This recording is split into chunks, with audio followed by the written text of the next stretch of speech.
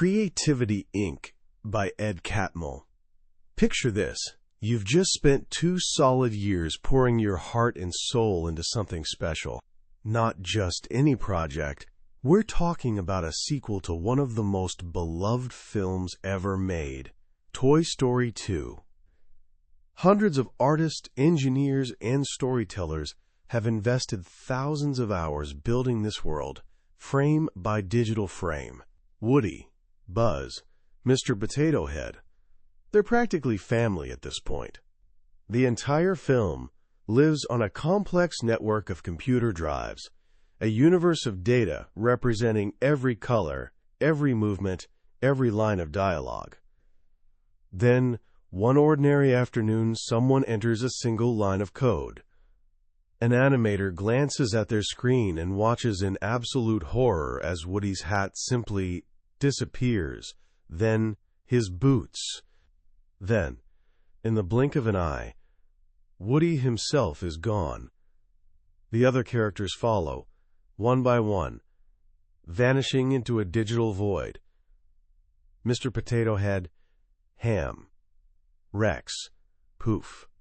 Whole sequences, meticulously crafted over months, are being erased. Someone frantically calls the systems department. "Pull the plug," they scream. "Just pull it now!" But it's already too late. In a matter of seconds, 90% of the movie, representing 2 years of work, has been deleted, wiped clean. Now imagine you're Ed Catmull, president of Pixar. This isn't just a setback, it's the kind of catastrophe that could sink the entire studio. But what happens next? That's where the real story begins. It's not just about recovering a lost film. It's about discovering the hidden principles that allow a team to survive the unsurvivable, to face down disaster without blame, and to build one of the most creative cultures the world has ever seen. This is the world of Creativity, Inc., written by the man at the center of it all, Ed Catmull. This book isn't just Pixar's story, it's a map.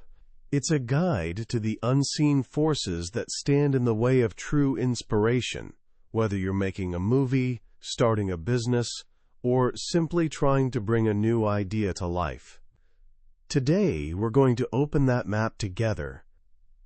By the end of our journey, you'll understand the profound and often counterintuitive lessons Ed Catmull learned over a lifetime of building and sustaining a creative powerhouse. You'll discover why the best ideas start as ugly babies, why failure isn't just an option but a necessity, and how to build a team that can not only weather the storm but learn to sail in it. This is more than a summary. It's a journey into the heart of what it truly means to be creative. Every great story starts with a dream. And for young Ed Catmull, growing up in the 1950s, that dream had a name: Walt Disney. Every Sunday night, he'd sit on his living room floor, completely mesmerized as Walt himself appeared on their little black and white TV. Disney wasn't just showing cartoons. He was pulling back the curtain on magic itself. He'd explain how sound was synchronized in Steamboat Willie, or how music brought Fantasia to life. He showed a world where art and technology weren't just partners, they were soulmates. Ed had 2 heroes back then: Walt Disney, the master of inventing the new, and Albert Einstein, the master of explaining what already was. Disney represented art. Einstein represented science, and for Ed, they embodied the 2 poles of human creativity. He was fascinated by both, but Disney's world felt like home.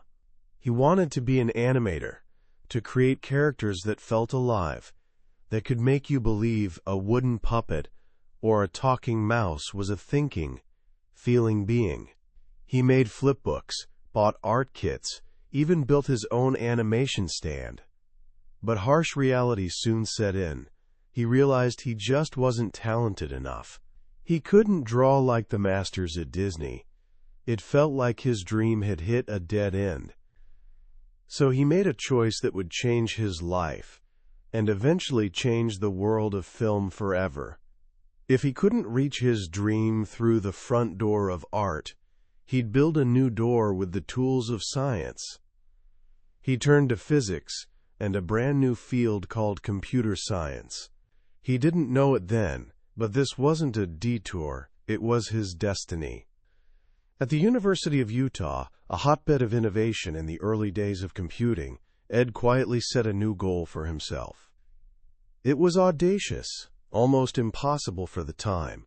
He would be the one to make the first ever computer-animated feature film. He threw himself into the work, so driven that he'd often sleep on the floor of the computer lab just to get a few more hours on the mainframe. He was trying to solve monumental problems. Back then, computers were great at drawing straight lines and sharp angles, but terrible at curves.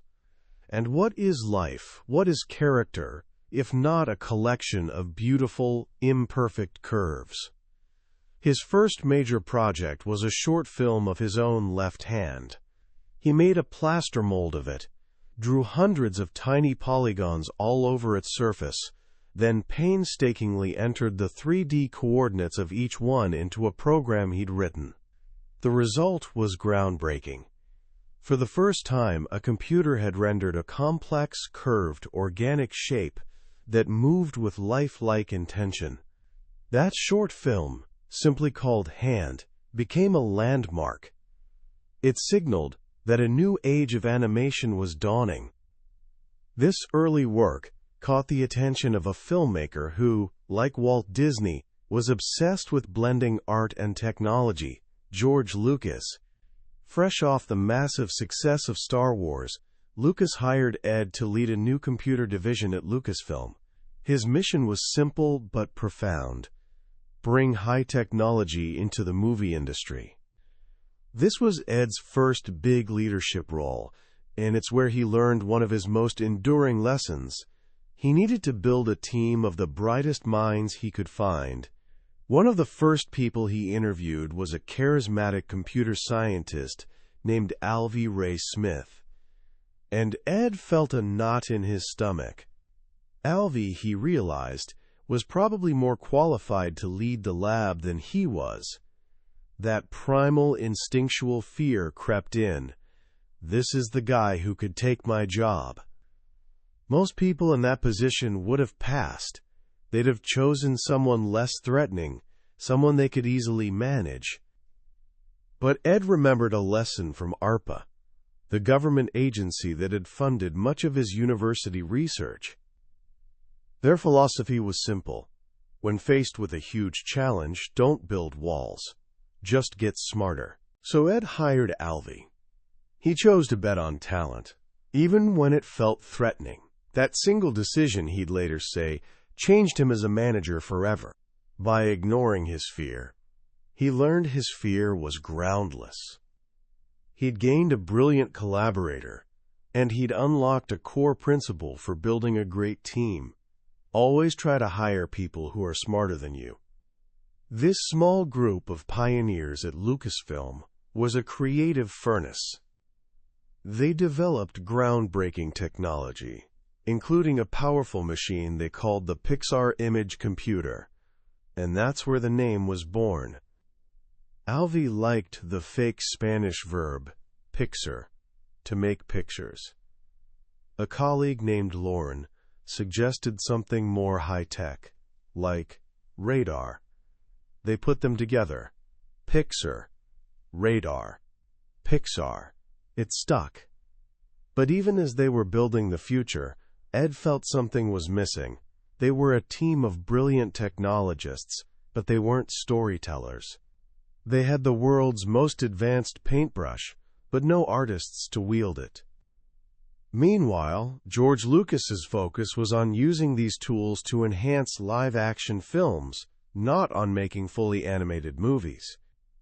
Their dream and his vision were beginning to diverge, and after a difficult divorce, Lucas needed to streamline his business. He decided to sell the computer division. What followed was a year of incredible stress. They were shopped around to dozens of companies, General Motors, Philips, and others. but no one would bite. The team Ed and Alvy had built was on the verge of being shut down. Their dream was about to die. And then they met Steve Jobs.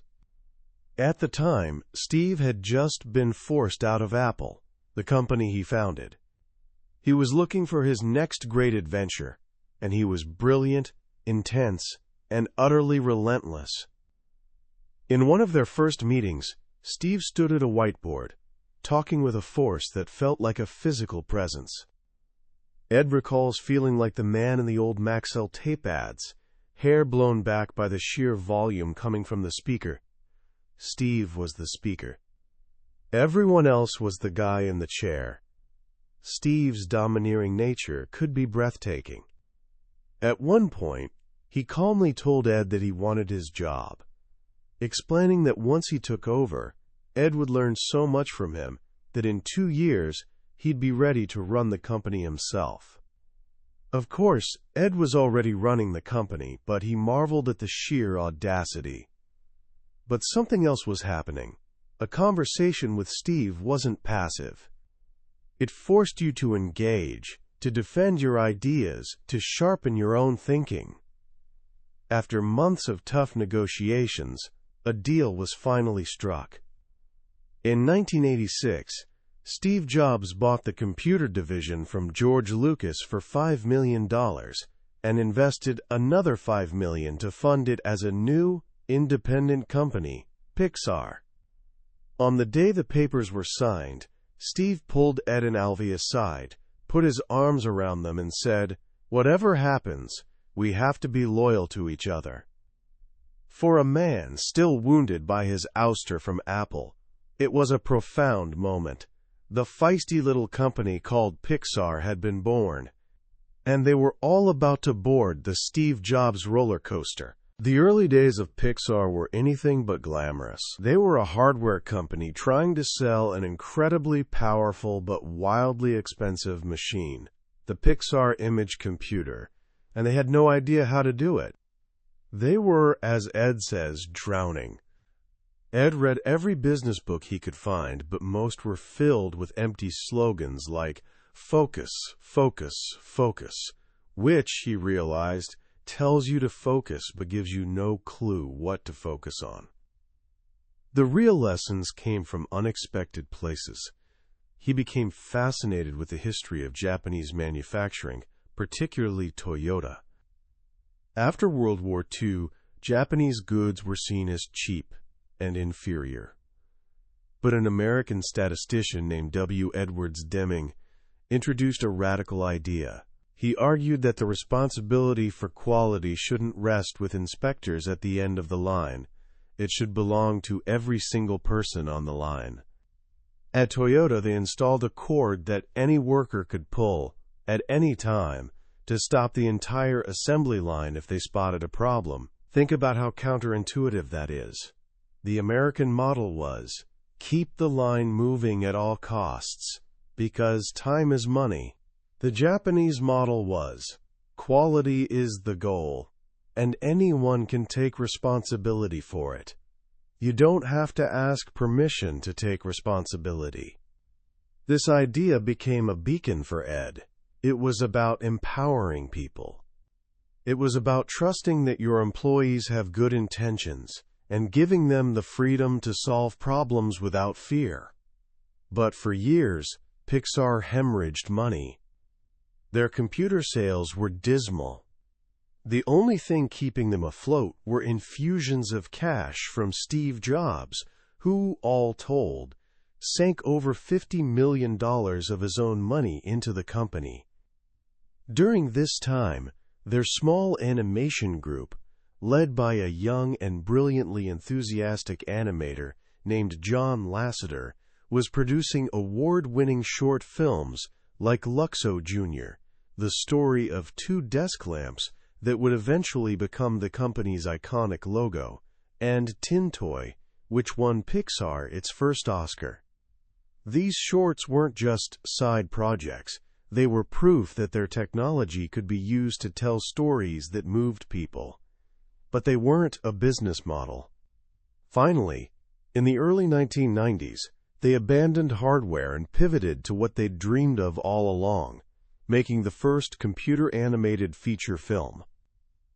They struck a 3-picture deal with Disney. The entertainment giant would finance and distribute the films, but Pixar would create them. The idea they landed on was one John Lasseter had been nursing for years, a story told from the point of view of toys that come to life when humans aren't around. The movie would be called Toy Story. The pressure was immense. No one had ever done this before. They were, as one person put it, assembling the parachute after they'd already jumped out of the plane.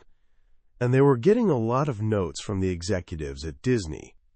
Jeffrey Katzenberg, then the head of Disney's film division, pushed them relentlessly for more edge.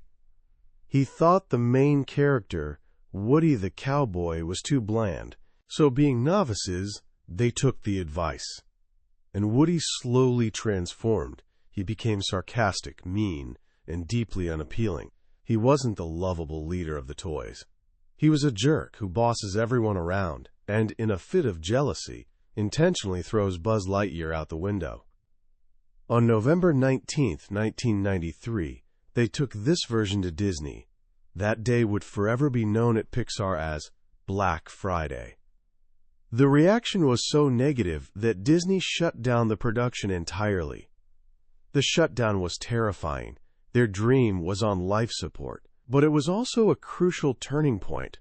John Lasseter and his core creative team, including a young writer-director named Andrew Stanton and a talented draftsman named Pete Docter, retreated. They had to rediscover the heart of their movie. And in doing so, they learned a vital lesson.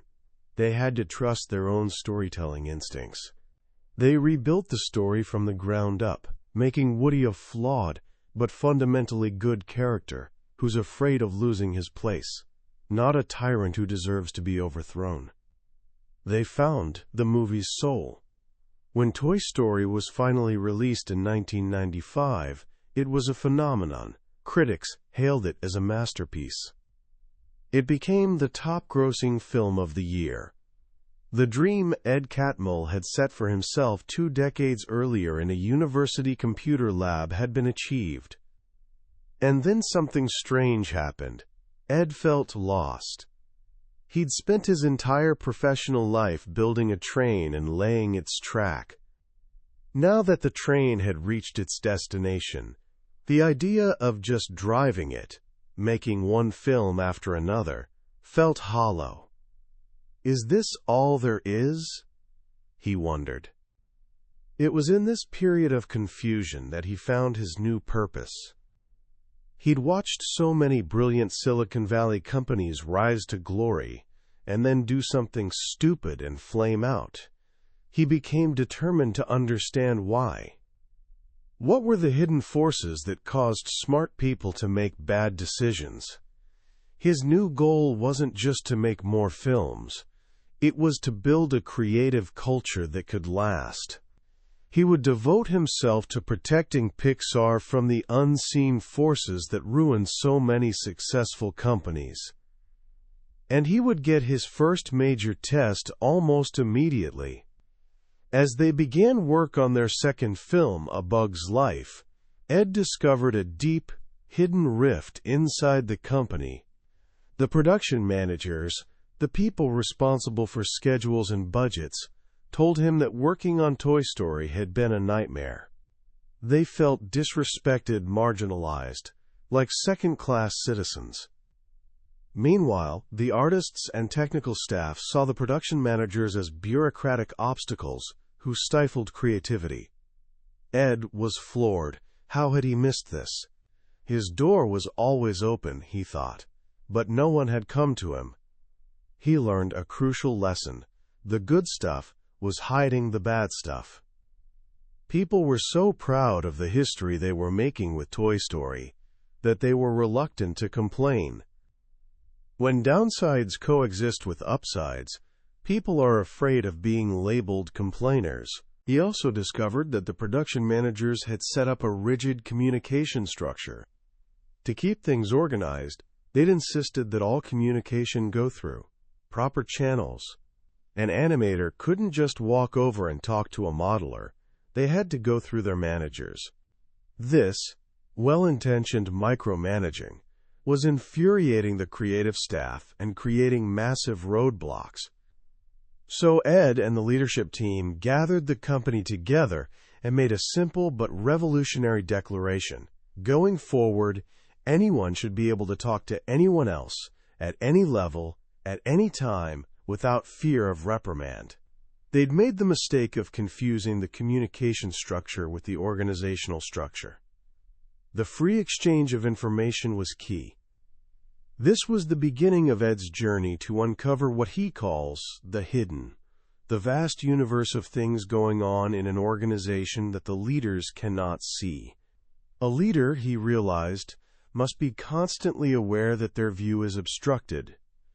People behave differently around the boss. Hierarchies create blind spots. And success itself is one of the most effective blinders of all, because it convinces you that you're doing everything right. If you don't try to uncover what is unseen, you'll be ill-prepared to lead. Out of the crucible of these early films, two defining mantras emerged at Pixar: story is king and trust the process. Story is king meant that nothing, not technology, not marketing, not merchandising, would ever get in the way of telling a great story. Trust the process was a reassurance that even when things got messy and chaotic, their unique way of working would carry them through. These phrases became their guiding lights. And then Toy Story 2 almost proved them wrong. The film started as a direct-to-video project. Disney had found that these sequels, made with lower budgets and lower artistic standards, were extremely lucrative. Pixar thought they could do it better, but they quickly realized they'd made a terrible mistake. They didn't know how to aim low. It created a toxic A-team versus B-team culture within the studio.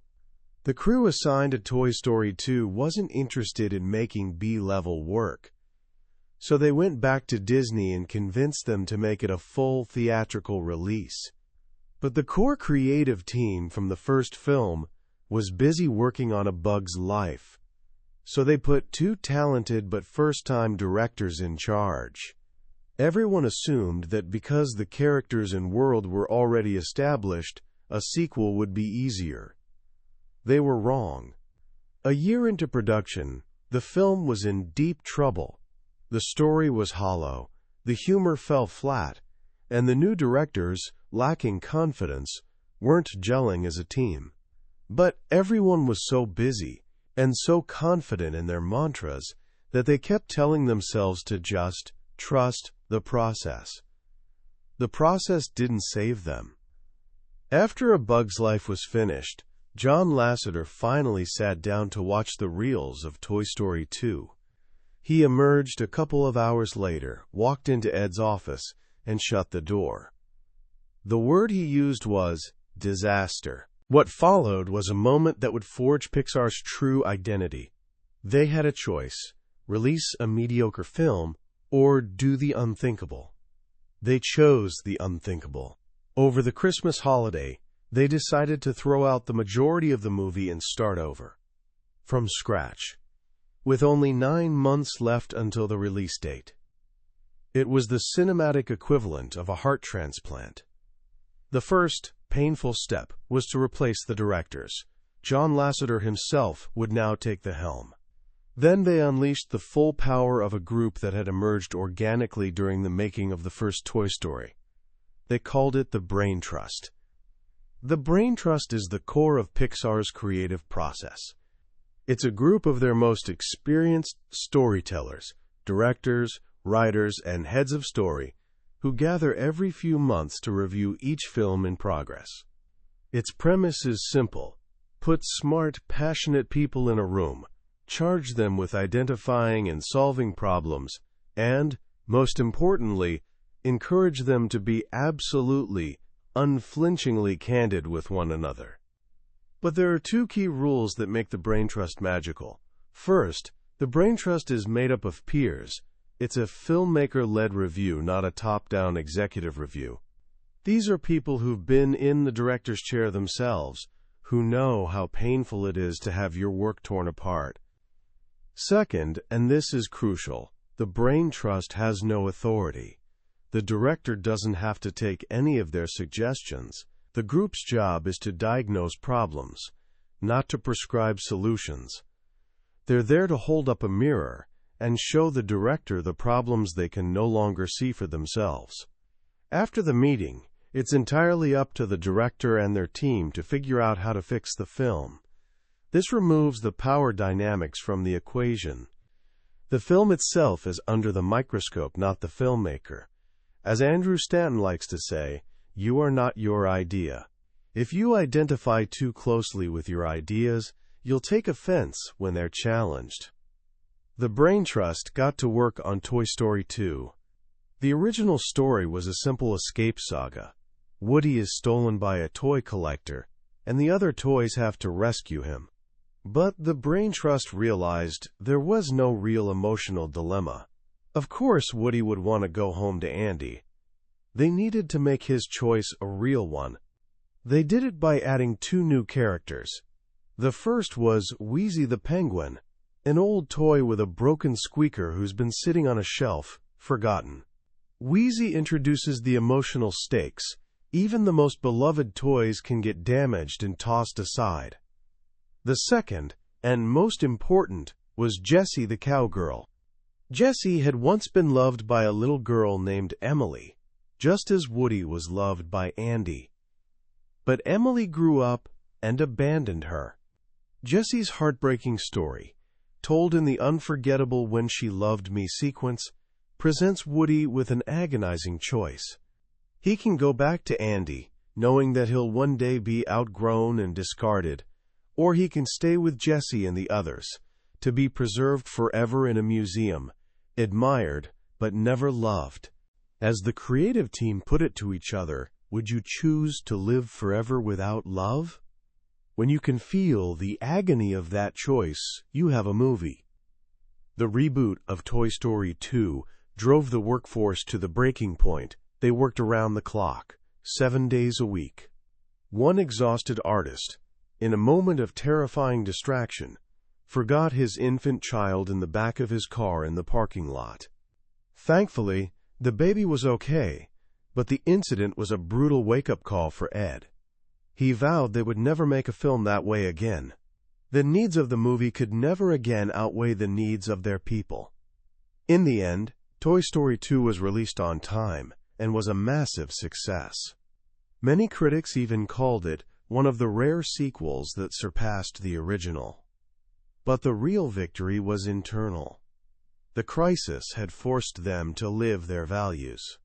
It had also taught them a profound lesson that would become another cornerstone of the Pixar philosophy. Remember those mantras, story is king, and trust the process. They'd given them false comfort. Trust the process, in particular, had morphed into assume the process will fix things for us. It had made them passive. Ed realized the truth. You don't trust the process. You trust the people. This led him to a fundamental insight, perhaps the most important one in the entire book. Getting the team right is the necessary precursor to getting the ideas right. He says, if you give a good idea to a mediocre team, they'll screw it up. If you give a mediocre idea to a brilliant team, they'll either fix it or throw it away and come up with something better. Ideas, he argues, aren't singular things that float in the ether. They're forged by people through thousands of decisions. The real magic isn't the idea, it's the team. People are more important than ideas. This focus on people and culture led Ed to another powerful concept, one that every creative person, every leader must confront: the relationship between what he calls the ugly baby and the hungry beast. The ugly baby is the new idea. It's fragile, unformed, and, frankly, not very pretty. Early on, all of Pixar's movies suck. That's not modesty, it's a fact. The first versions are awkward, incomplete, and vulnerable. They need time, patience, and nurturing to grow into something beautiful. They need protection. The hungry beast, on the other hand, is the giant, relentless machinery of a successful organization. It's the need for more product, more content, more revenue to justify the massive staff and infrastructure. The beast is always hungry, and it needs to be fed. The danger is that the beast's need for efficiency and predictability will overwhelm the delicate, messy, and unpredictable process of nurturing the ugly baby. The pressure to feed the beast leads to safe, derivative, unoriginal work. It leads to sequels and formulas because they're easier to produce and market. The job of a creative leader, Ed says, is to protect the ugly baby from the hungry beast. This doesn't mean isolating the new idea in a vacuum. It means creating a safe environment where it can be tested, challenged, and improved without being judged too quickly. It means populating meetings with idea protectors, not paper killers, people who look for the potential in an idea, not just its flaws. This philosophy is embodied in another one of Andrew Stanton's famous mantras: fail early and fail fast, and be wrong as fast as you can. For most of us, failure comes with a lot of baggage. From a young age, we're taught that failure is bad. It means you didn't prepare, you aren't smart enough. It's something to be ashamed of. But Ed argues this is fundamentally wrong. Mistakes aren't a necessary evil. They aren't evil at all. They're the inevitable consequence of doing something new. If you aren't experiencing failure, then you're making a far worse mistake. You're being driven by the desire to avoid it. The goal is to uncouple fear and failure, to create an environment where making mistakes doesn't strike terror into people's hearts. And the best way for a leader to do that is to talk openly about their own mistakes. This brings us back to the story of Toy Story 2 being deleted. 2 years of work, gone. It was a colossal failure of their backup systems. But what happened afterward? No one wasted time playing the blame game. No one was fired. Their priorities were simple. First, restore the film. Second, fix the backup systems. Third, put safeguards in place to prevent it from happening again. Finding the person responsible and punishing them wasn't on the list. That single event sent a powerful message throughout the company. Problems are for solving, not for blaming. It created trust. And trust, Ed says, is the best tool for driving out fear. How else does Pixar put these ideas into practice? They use a collection of powerful and sometimes unusual mechanisms to constantly challenge their own assumptions and broaden their view. One is the daily review session, known simply as dailies. Every morning, the animators on a film gather to show their incomplete work to the director and their peers. This requires incredible vulnerability. But the goal is to create a safe space where ego is checked at the door. The critiques are meticulous, but the spirit is supportive. After every presentation, no matter how rough, the room bursts into applause. Dailies are a master class in learning to see, in solving problems together, and in understanding that creativity is a group effort. Another is research trips. John Lasseter believes deeply that to create an authentic world, you have to experience it firsthand. If you rely too much on references from other movies, your work will be derivative. So for Ratatouille, the team went to Paris, dining in Michelin-starred restaurants and trudging through the sewers. For Up, they traveled to the remote Tepuy Mountains of Venezuela. For Finding Nemo, many of the crew became scuba certified. This isn't about getting every tiny fact right. It's about fueling inspiration and challenging your preconceptions. Authenticity, Ed says, comes through even if the audience knows nothing about the reality you're depicting. It just feels right. They also harness the power of limits. In any creative endeavor, the list of things you want to do is infinite. Limits, whether a budget or a deadline, force you to be creative. They force you to rethink your approach and find smarter ways to work. During the making of The Incredibles, the producer, John Walker, created a simple but brilliant system. He put a row of popsicle sticks on a wall. Each stick represented one person week of an animator's time. When the director, Brad Bird, would ask for a complex new scene, John could simply point to the wall and say, "Okay, you'll need another stick for that. Where are you going to take it from?" It made the invisible cost of a decision visible, tangible, and forced them to make smart trade-offs. And then there's Pixar University. Soon after Toy Story, Ed started a program to offer free classes to every employee during the workday. You can learn sculpting, painting, acting, computer programming, even belly dancing. The purpose was never to turn programmers into artists. It was about something deeper. It was about making everyone a beginner again. In a classroom, hierarchy vanishes. An animator sits next to an accountant, both humbled by the challenge of learning something new. It fosters respect, it builds unexpected connections, and it constantly reminds everyone that it's okay to not know, to be vulnerable, to be on the edge. It helps them recapture what Zen philosophy calls the beginner's mind, an openness to the new that is the very essence of creativity. In 2006, after years of a successful but often fraught partnership, Steve Jobs came to Ed and John with a stunning proposal. He was thinking of selling Pixar to Disney. The idea was terrifying. Pixar was their small, scrappy, independent yacht. Disney was a giant ocean liner. They were afraid of being swallowed, of having their unique culture crushed by a corporate behemoth. But a lot had changed at Disney. Michael Eisner, the CEO with whom Steve had clashed so publicly, was gone.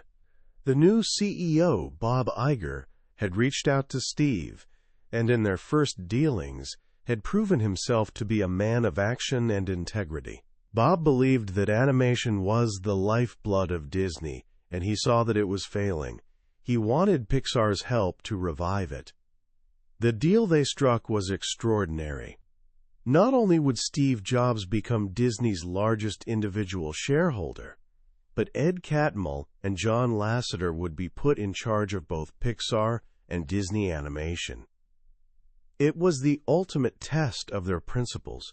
Could the culture they'd so carefully built at Pixar be applied to this struggling giant?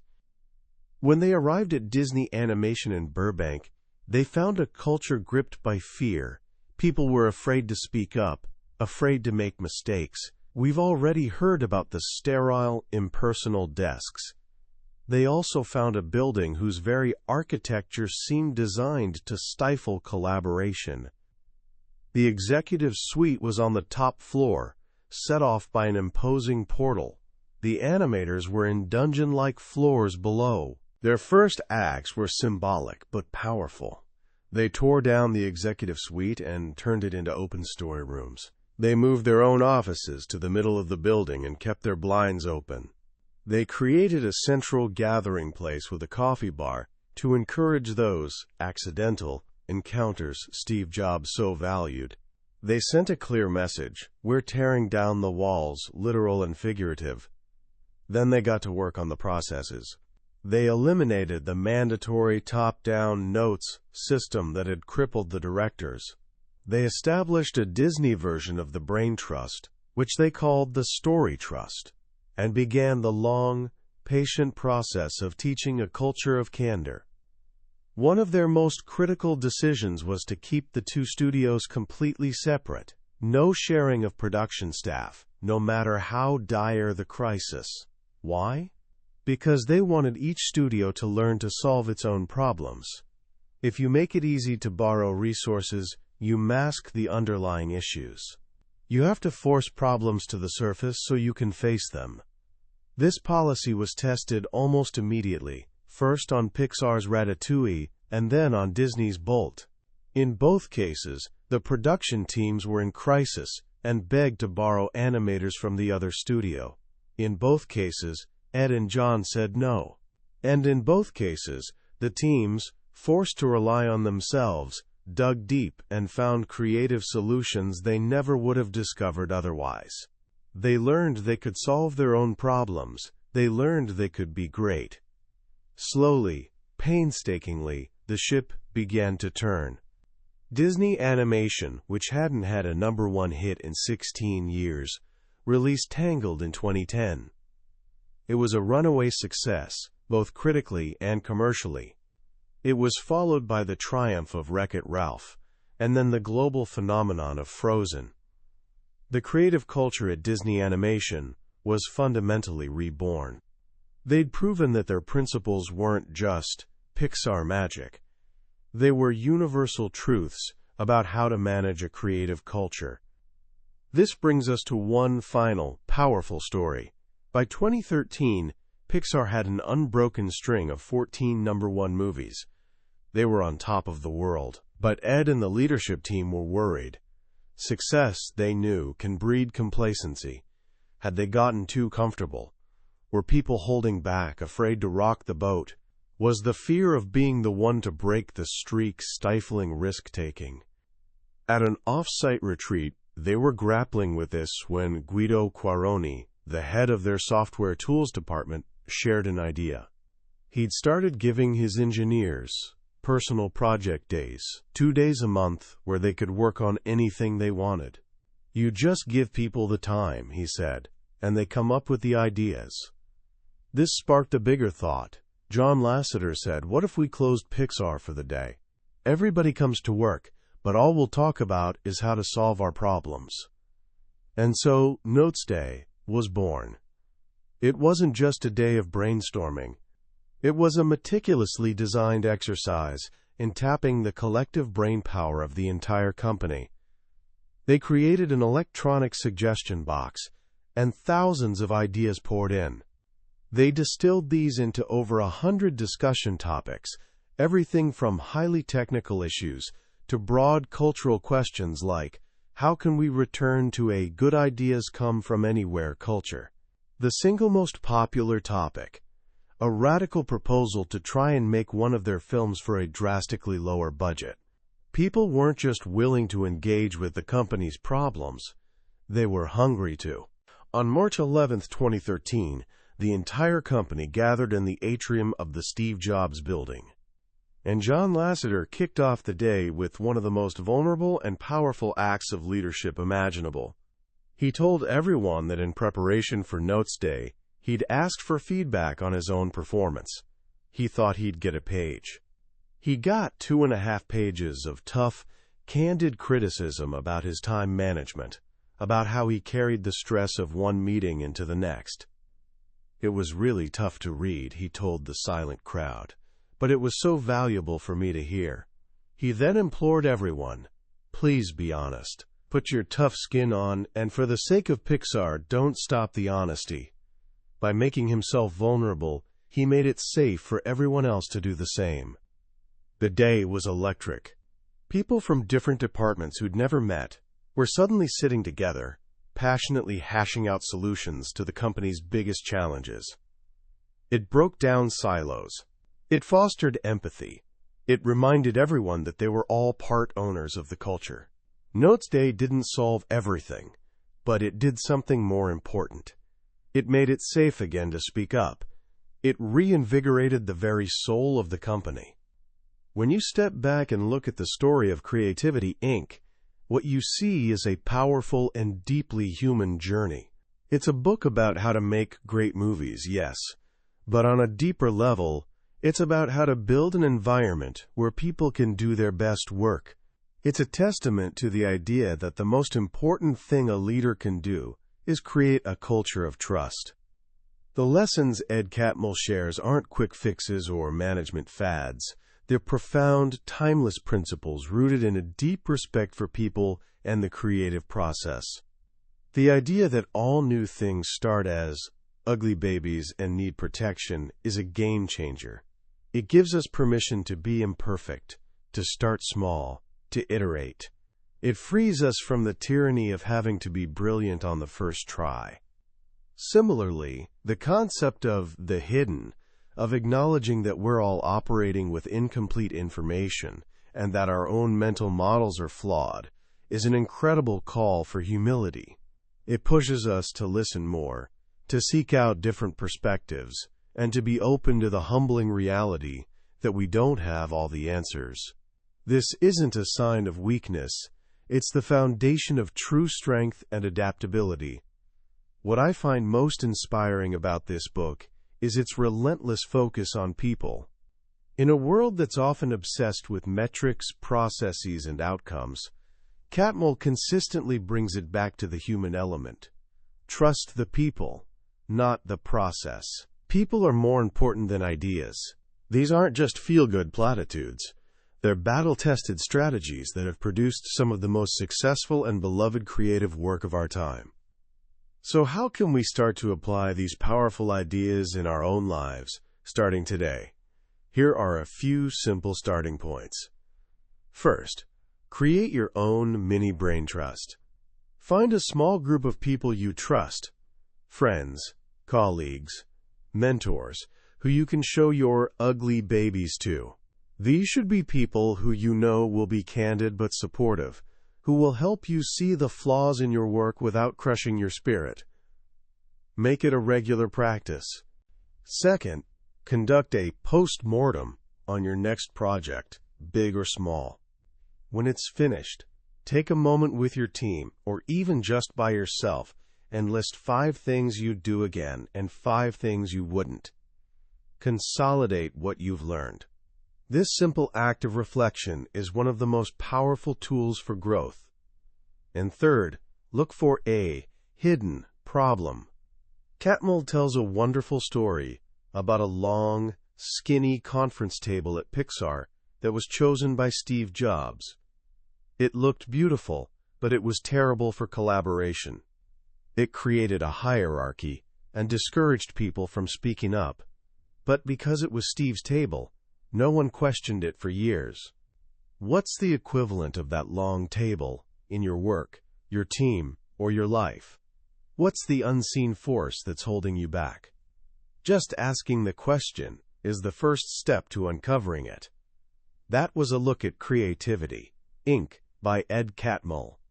We've journeyed through the core ideas today, but I'll be honest with you, a summary can only ever be a map. The real treasure is found when you make the journey yourself. The true magic happens in the quiet moments of reading, when a particular story or a simple phrase connects with your own experience in a way you didn't expect. This podcast is here to help you decide if this book is a journey worth taking. If anything we've talked about today has sparked a fire in you, I encourage you to grab a copy. Reading it isn't just about learning. It's an experience that can genuinely change the way you see your work, your team, and the creative potential within yourself. You can find a link to the book in the show notes. Also, if you found this summary valuable, please do me a small favor and hit that like button, and subscribe to the channel so you don't miss our next deep dive into another life-changing book from the billionaire's bookshelf. Your support means the world, and it allows us to keep exploring these incredible ideas together. Let's keep growing.